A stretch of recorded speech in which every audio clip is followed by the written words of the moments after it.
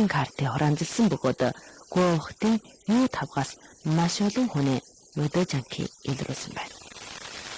Нөгөө Гоохтын хэсгүүд 2013 оны 10 дугаар сард тэр одоо Крөкө бүлгэлээр дамжаад байна. Шандон можоос хуурмах суурьтойгийн тохиромжтой худалдан авч 20 оны худалдан годона хоолсон ашиг олсон бөгөөд сүлжээн дээр 60 мэд нууцаараа урд хадад 2 түмэн төгрөгийн ашиг онжуур олсон байжээ. Өв цэцтэй хуулийн тарих болсон байна.